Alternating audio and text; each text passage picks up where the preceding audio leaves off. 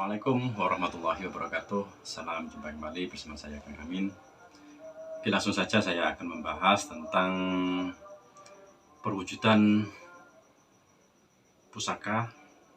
Sebelum perwujudan kita melakukan penarikan, dan saat penarikan itu ada dua dimensi, yaitu antara alam gaib dan alam nyata. Jadi sebelum pusaka itu wujud, benda itu ada di tengah-tengah antara tabir alam gaib dan tabir alam manusia, alam nyata. Jadi saat kita menarik dengan energi, itu pusaka itu sudah berada di tengah-tengah tabir itu. Dan di saat berada di tengah-tengah tabir itu, kita membutuhkan energi yang sangat besar untuk mewujudkan, karena di tengah-tengah tabir itu ada tarik-menarik antara alam gaib dan alam nyata. Itu ada tarik-menarik. Kalau kita nggak kuat energinya, pusaka itu akan kembali ke tempat semula. Tapi kalau kita kuat untuk menariknya, baru pusaka itu bisa wujud.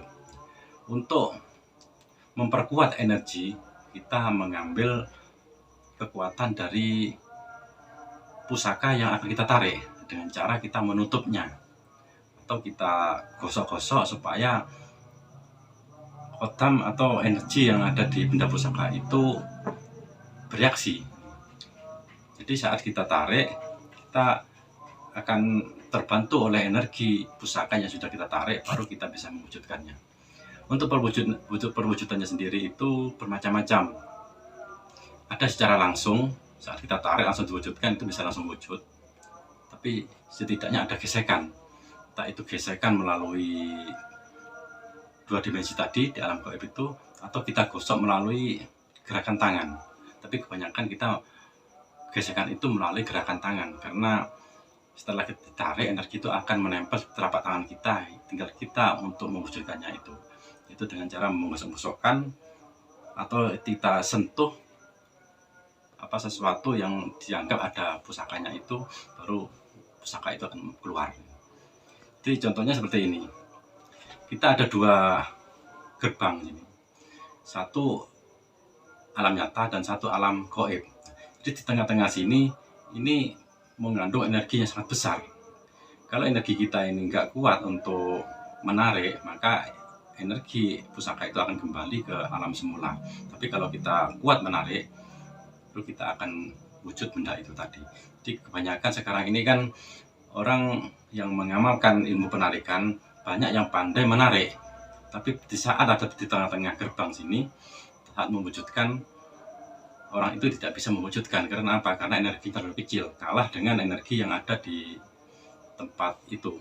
Jadi kita harus memperbesar energi perwujudan supaya benda pusaka itu bisa wujud. Setelah kita mampu mewujudkan, setidaknya harus tertutup. Jarang sekali pusaka itu wujud dengan cara terbuka. Jarang sekali saya lihat. Kebanyakan itu harus tertutup. Kenapa harus tertutup? Kalau di antara benda-benda gaib itu akan lebih kuat energinya di saat tertutup, di saat tidak kena cahaya. Tapi ketika kena cahaya, energi gaib itu akan melemah. Jadi kita harus berusaha menutup, entah dengan cara menggosok-gosokkan, dengan gesekan, atau dengan cara menutup dengan daun. Dan dengan cara-cara masing-masing, setiap spiritual penarikan itu berbeda-beda. Yang penting kebanyakan itu memang tertutup untuk melindungi dari cahaya itu, supaya energi pusaka itu bisa kita wujudkan. Jadi selain kita menguatkan melalui energi kita, juga kita memanfaatkan energi yang ada di dalam pusaka itu.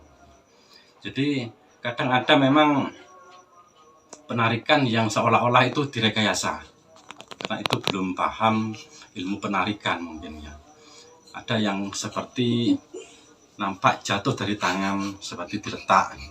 Padahal itu bukan diletak, itu energi itu sudah menempel di telapak tangan penarik, tapi belum tersentuh ke tanah yang dianggap ada pusakanya.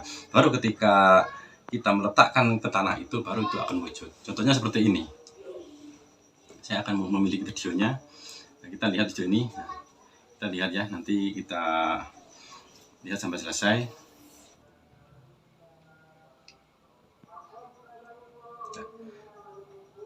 tujuan gebrak ini adalah untuk membuka gerbang gaib. Nah, baru setelah ini sudah bisa diwujudkan. Tapi walaupun wujud biasanya itu belum nyata, walaupun nampak belum bisa disentuh, tidak akan terasa disentuh, tapi energinya tidak akan terasa. Nah, ini akan kelihatan ya, itu kelihatan. Sudah terus bentar ya. Itu kelihatan kan, kelihatan seperti nempel di tangan. Padahal itu seolah-olah jatuh dari tangan, sengaja dijatuhkan. Padahal itu bukan dijatuhkan sebenarnya. Tapi energi itu memang menempel di telapak tangan. Di saat tangan itu menyentuh tanah, itu baru wujud. Itu seolah-olah benda itu dijatuhkan dengan sengaja, padahal itu tidak sengaja. Kita bisa lihat berulang-ulang ya. Video saya putar lambat nanti videonya supaya Anda lebih paham dengan video itu tadi. Itu terlihat tidak ada benda yang jatuh, tapi tiba-tiba ada.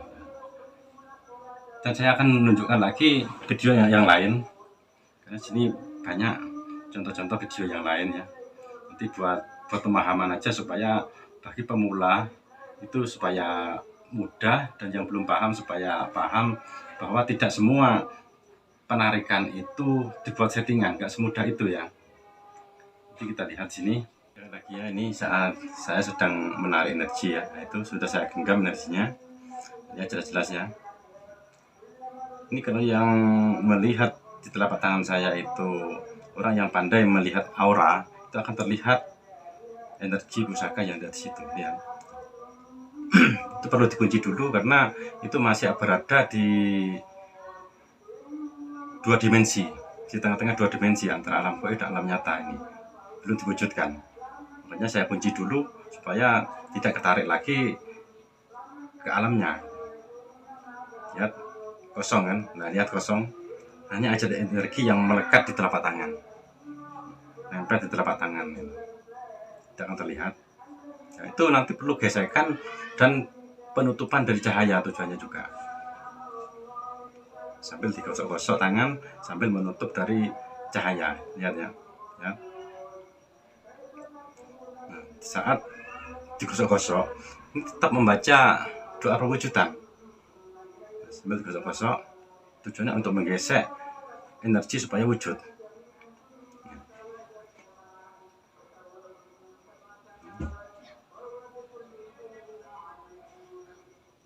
Nanti saya putar lambat ini ya. Lihat wujud kan, nah itu sudah berbentuk wujud sebuah batu ya. Asalnya dari gaib, bisa berwujud dari alam gaib ke alam nyata ini. Jadi seperti itu prosesnya. Jadi bagi teman-teman yang belum menguasai ilmu perwujudan, itu perwujudannya itu diperkuat, diamalkan terus, ditirakati terus supaya energinya lebih kuat dan bisa mewujudkan benda-benda pusaka itu tadi. Jadi kalau untuk penarikan mungkin semua orang bisa, mudah. Tapi ketika waktu perwujudan ini yang agak sulit. Jadi memang untuk penelitian perwujudan benda pusaka ke alam nyata itu memang belum ada yang meneliti secara detail ya. Baik melalui teknologi, belum ada yang bisa meneliti. Karena mungkin belum waktunya, entah kapan pasti ada yang bisa menemukan nantinya. Tapi untuk saat ini saya belum menemukan orang yang bisa meneliti melalui teknologi. Hanya orang-orang yang spiritual tinggi yang bisa meneliti, tapi tidak bisa dijelaskan dengan secara detail karena ini masalah gaib. Kadang bisa dipercaya, kadang bisa enggak. Jadi semuanya tergantung pada penonton. Percaya silahkan, nggak percaya silahkan. Kalau ingin percaya, setidaknya Anda harus melihat langsung saat proses penarikan. Atau lebih kuatnya lagi, kalau Anda ingin percaya, ingin yakin, Anda amalkan ilmunya, Anda praktek sendiri, baru Anda yakin. Oke, sekian dulu apa yang saya sampaikan, mudah-mudahan bermanfaat dan bisa menambah wawasan, menambah ilmu. Sekian akhir kata. Assalamualaikum warahmatullahi wabarakatuh. Salam jumpa kembali.